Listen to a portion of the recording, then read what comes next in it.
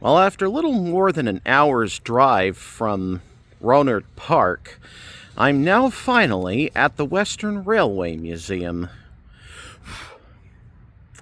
Sorry, bug landed on me. Anyway, got my ticket, so let's go in. So typical for a railway museum like this, they got cars from all over the place. That, for example, one I'm looking directly at right now, that's one of the old key system bridge units. And on the far left, that looks like a San Francisco Municipal Railway car. Not sure if it's PCC, though. And over there, that supposedly is a replica of a Melbourne car. Here's an example of a GE 60-ton locomotive, or at least that's what they say this is on the website. It's not pictured there, but here it is in the car barn.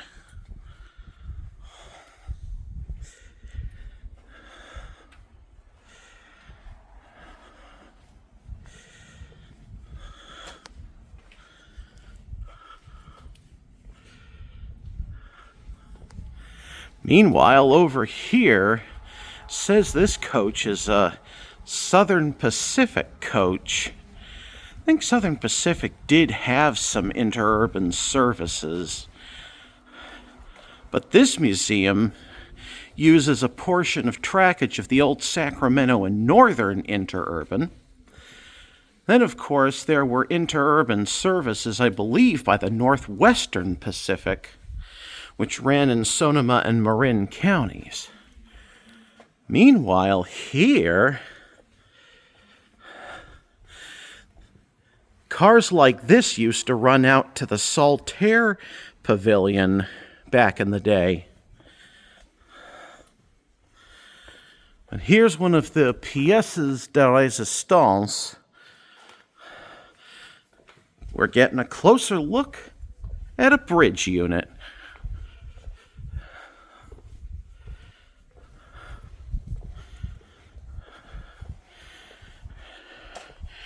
Much like the Electroliners of the Chicago North Shore and Milwaukee, these babies are articulated. Only these bridge units are in two sections, two longer sections, and not four shorter ones.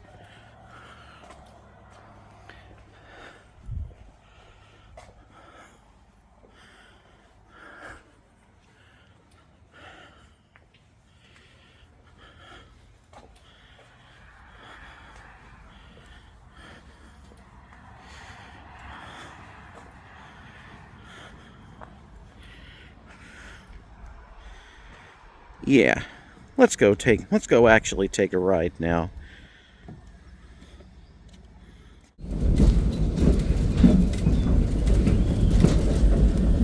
And we're off in the Melbourne tram.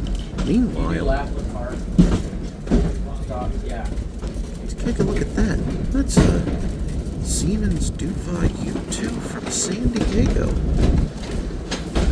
Can you believe San Diego used a German light rail vehicle? Well, they did.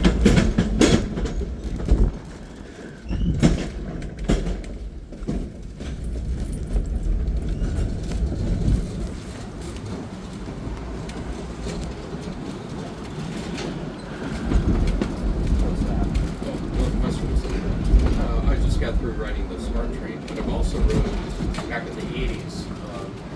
Other sections of the line from Willetts north to Eureka round trip, and then I did later Healdsburg to Willetts trip. So the only segment I've not written down this morning, because I rode yesterday out of Windsor, is the Windsor Healdsburg, and they've got the funding on it. And they said it'll be they're projecting 3 years, so 3 years time they'll be, and then I can come back and they'll finish my missing gap.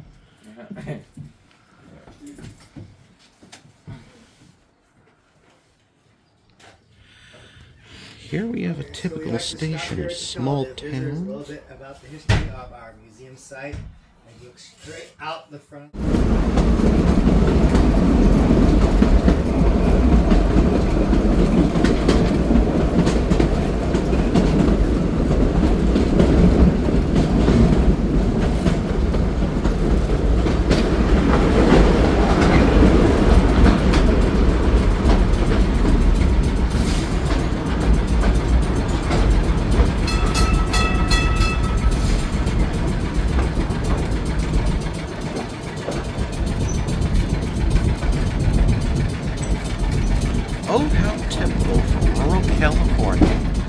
wind turbines. Because it is windy today, they're actually working.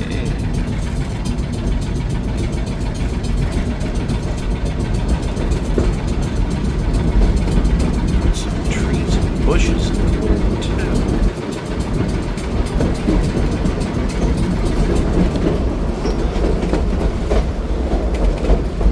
Wind turbines as far as the eye can see.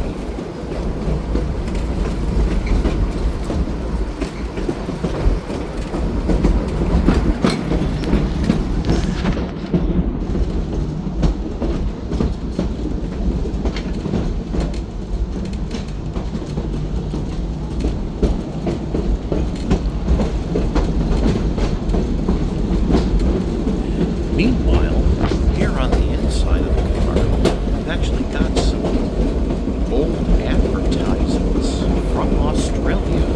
I believe they're all from the 80s. Or most of them are.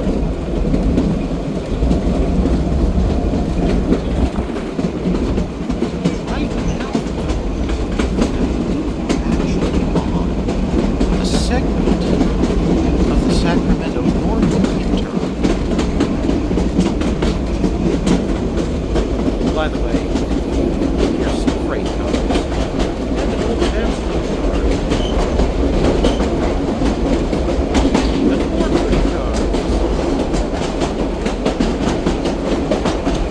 These are the Western freight cars.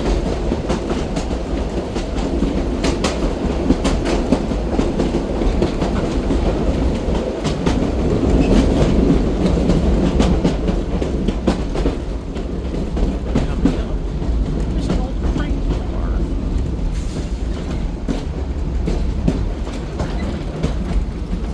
Also more wind turbines. As I wait for the next ride, here's some more cars. There's the San Francisco Municipal Railway car that I pointed out earlier. And this looks like a pre-war World War II PCC.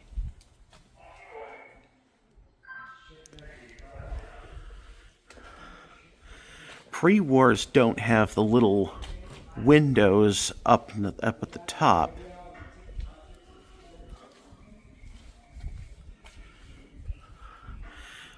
Here's the Boeing Vertol light rail vehicle. This was the San Francisco Muni version as opposed to the MBTA version.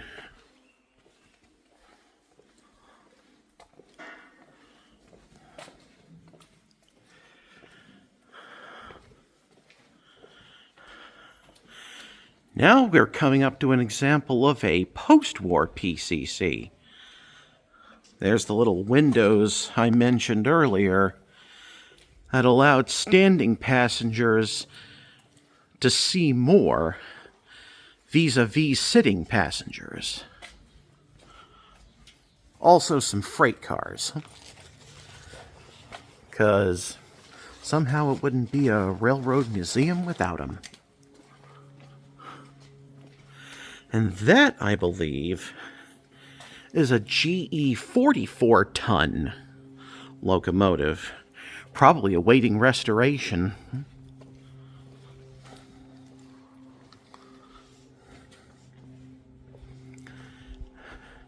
And here's probably some other trolley awaiting restoration.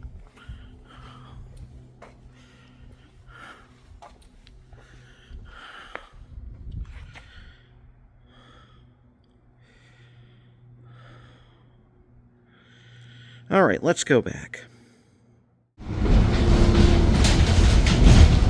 And now we are underway in East Bay Car 362. Here's a quick shot of the interior of said car.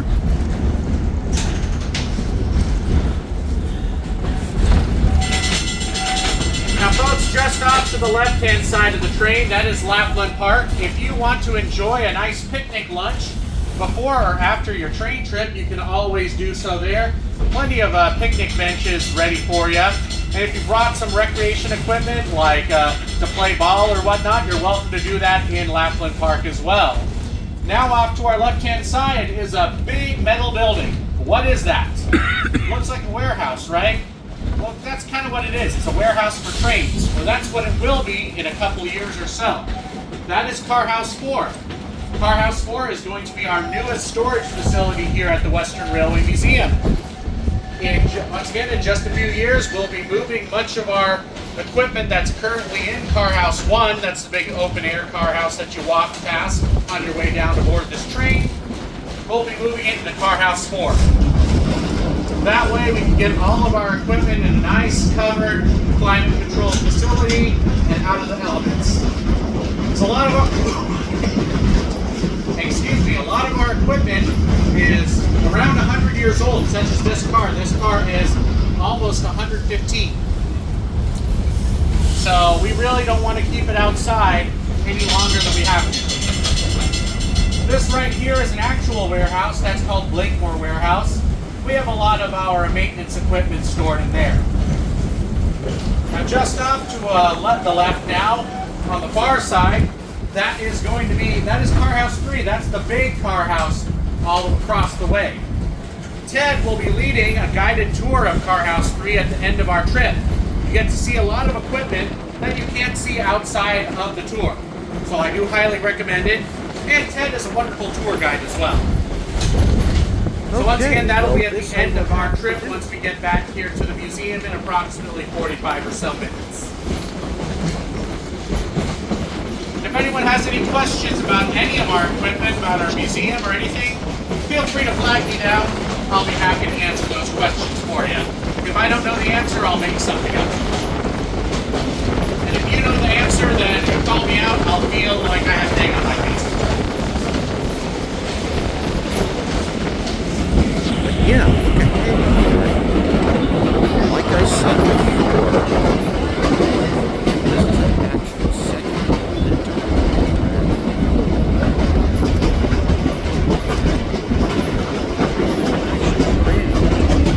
Over here to the right, this is what we like to call a hospital train.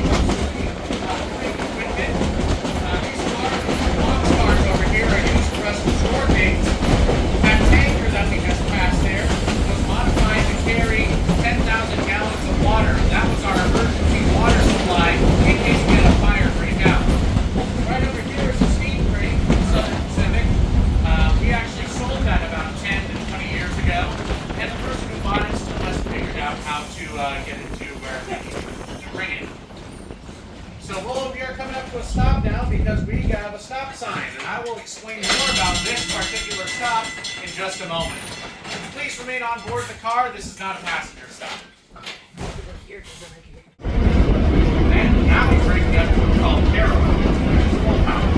That means two motors are working together.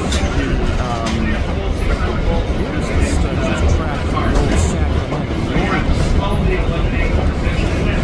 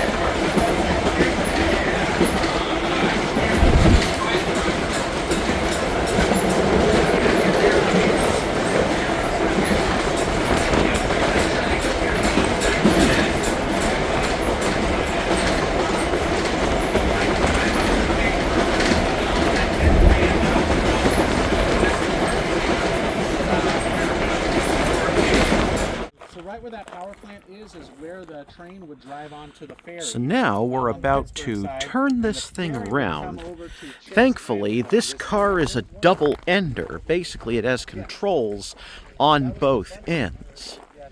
And why did I think this is 362 when it's really 352? Anyway, we're about to take down the trolley pole on this end, because that's what they did back then.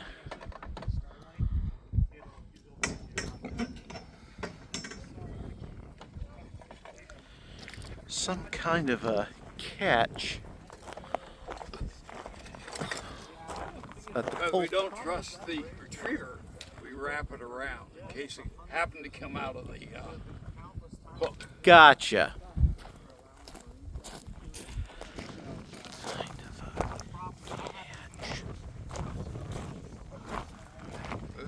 This car has hooks on both sides, so it Uh-huh. doesn't matter which side you put it on. Gotcha. Eventually, my train got there like 3 hours late, and then it terminated at Oakland where I was supposed to be boarding due to landslide down from the So I got to ride Capital Corridor to San Jose, then I had to continue on the bus. I know, right? That bus was horrible. I think 1911, President Howard Taft came out to visit the Bay Area, dedicated the new City Hall in Oakland. Why did they need a new City Hall? Well, the old City Hall kind of fell down in the 06 earthquake. So this pulled his train from the depot through the city over to the City Hall where they had the big ceremony and everything. They had it all decorated up, flags and whatnot. And they've got this thing turned around. It's got a picture on the other side. Unfortunately, about 2 years ago, they were using it for switching. And the pantograph snagged on the overhead and got damaged. It's now sitting in the shop undergoing rehabilitation. But this was also set up to run on the Bay Bridge. Bay Bridge was built, I don't know if Miguel said, two railroads that ran on the bridge ran on different voltages. Interurban Electric and the Key System. Key System was 600 volts, Interurban Electric was 1200 volts. And they were bitter rivals, they weren't going to compromise. So what they came up with was 600 volts would read on the third rail over the bridge. The overhead wire would be energized at 1200 volts. Interurban Electric would use that. Now, fun thing, Sacramento Northern also said, we'll run on the Bay Bridge. We don't care. We're dual voltage. So they ran on the bridge using the pantographs. Does that mean that if you touch the two rails across, you would die? No, Oh, okay. because the return is actually through the rail. Oh, if you touch the third rail and the other rail, Okay. now you would have a bad day. Okay. So there was a third rail for that Yeah. particular. I'll show you a third rail when we get around to the BART cars. Yeah. It's not this third rail, but it's the BART third rail. Gotcha. Right. Caboose. Yeah, anybody over 30 remembers it's a caboose. Yeah. Well, we have one. Have you ever been inside a caboose? Oh, go away. Not one I rode in a caboose. Oh, well, When I was a even kid. better. Well, we've got it set up with lights. You can come on board and take a look around if you don't know what was going on in there. Follow me. And this has a cupola as opposed to a bay with it. Yes. Seems like it has to be like a bay with it. 2 years ago, they took some caboose and went up the top and they moved the train like 2 feet back and forth. WP needed cabooses. And so they converted a bunch of boxcars to cabooses. So then in the 40s, Sacramento Northern needed cabooses, so they would retire these and give them to the Sacramento Northern to use on their freight trains. Come all the way through.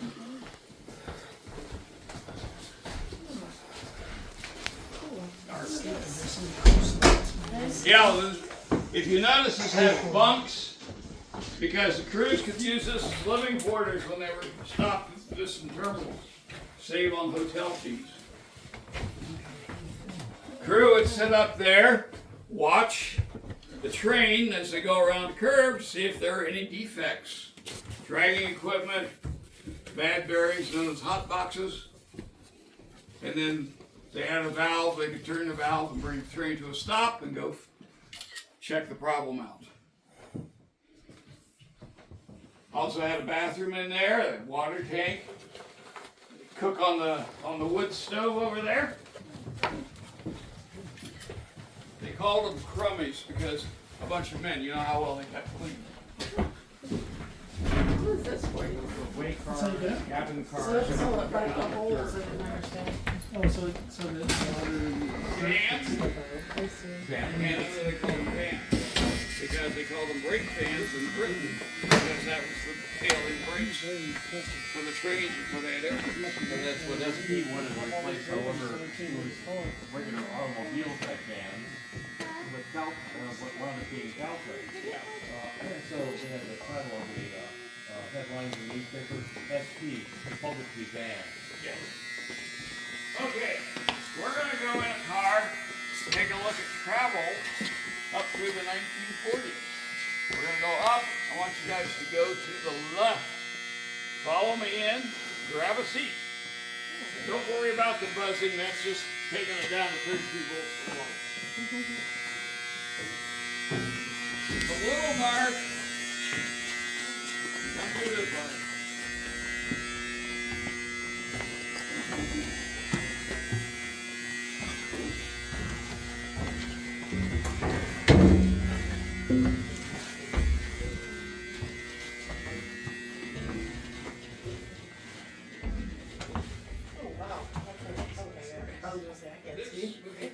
First class is a different level. You actually got a private room. This car doesn't have that. These are called sections. I'll get everybody.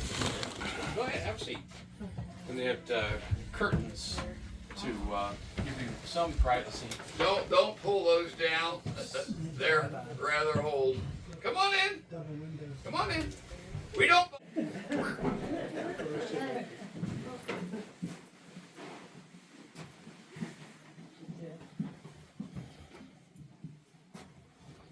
this other one's falling off as well. So Oh, yeah. I'll deal with it when 55 cents for wine. That's good. I'm ready. God, I wish. I know. No, bourbon is 80 cents. Yeah. Oops. No, there's one person behind you. Okay. One guy left. There you go.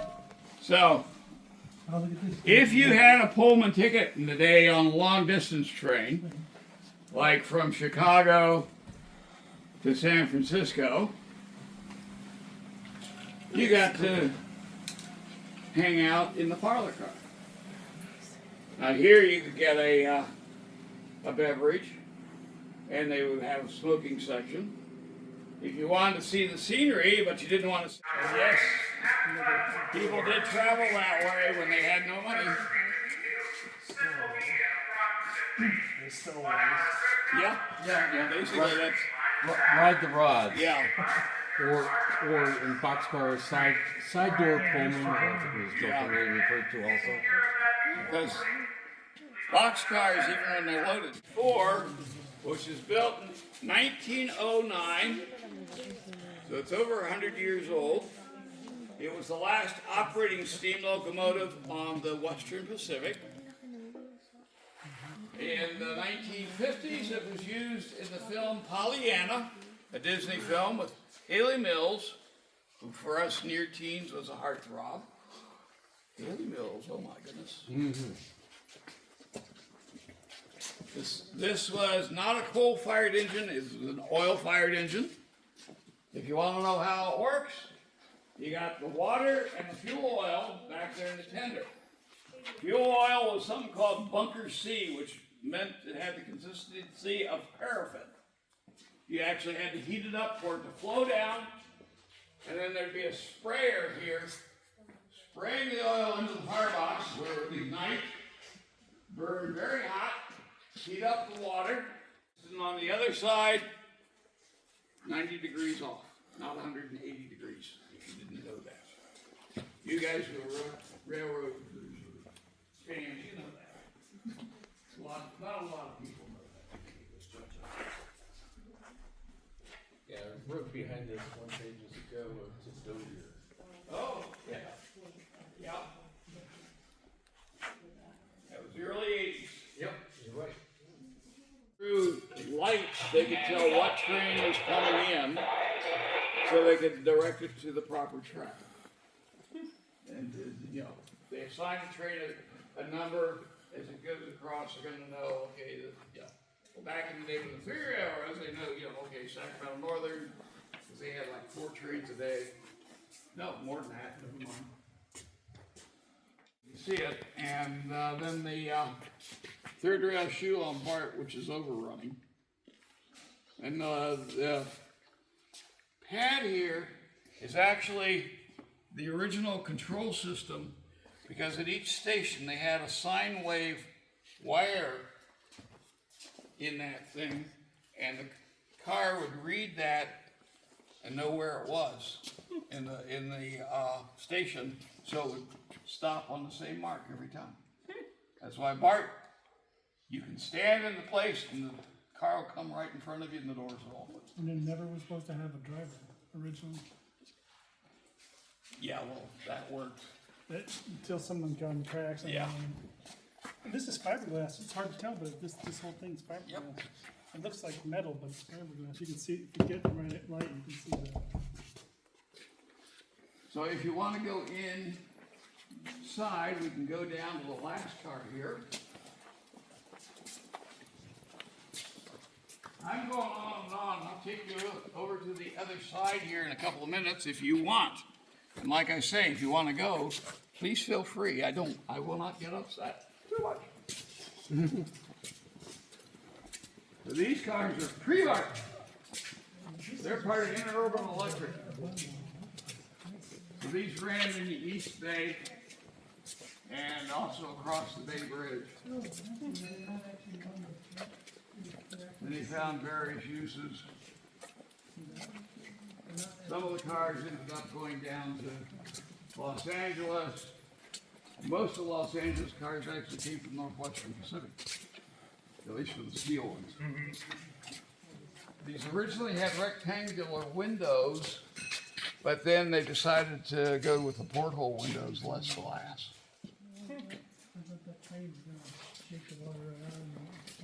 Yeah, Pacific Electric, the nickname was Blimp. Yep. Well, that's because the cars that came down, those are the Bay Area cars. Right. They were larger, so they got the name Blimp. As a result. As a result. Yeah.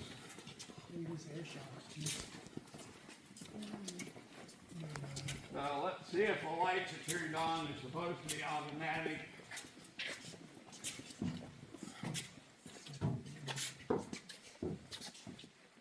Now, was the car re-gauged, or is it sitting on, was it 5 foot? It is sitting on broad gauge rails. Right, which is 5 feet, or what was it? 5.5 feet. 5.5. Yeah. Don't ask me the millimeters. Man. Bring back memories. Oh yeah. Like being with an old friend again. Yeah. Yeah. This was added after 30 years. Because he said, oh, nobody will ever have to sit on Bart. We don't need handholds. Yeah. A-class were in. And the newer cars, they have fewer seats. Yeah, because they got a door in them. Right. It's like when you commute from San Francisco and you live out in between the couplings, they're basically the same style, Tomlinson style, but they have a whole different mode. The thing about these types of couplers is they'll make all your electrical connections at one time. Here they have a cover to protect the connections down there. And here, that's wide open. So if you hook 2 bridge units together, you just couple them and then they would interact? Yep. If you're making both air and electrical connection. Yeah. So, So the brakes interact and the throttle interacts. That makes sense. Cool. Yeah. Thanks. I've got to take off. So. Okay. Thank you very much. well, thank you. Come back and see us. Oh yeah. Like a former governor once said, I'll be back. There you go. Yes. Yeah, these were called articulated cars. Okay, you can go out. You can go out these doors. These doors right here. You don't have to go back that way. Gotcha. Well, thank you guys. Thank you Come very back much. and see it. Oh, let me give you a card. That's in Walnut Creek until CCT ended up electrical operations, and it was sold to a junkyard that's out there for 16 years until it was acquired by the Bay Area. And they, over several years, restored its operating condition. Why is this like this? Yeah, to give footing. Maybe easier sliding Yep. things too. I mean, Yep. This Less wasn't, friction. the CCT did not use this for cargo. They just used it as a locomotive. So is this the box motor or the box? This is a box motor. Class of the box motor. And I'm just curious why you have one of these San Francisco cars.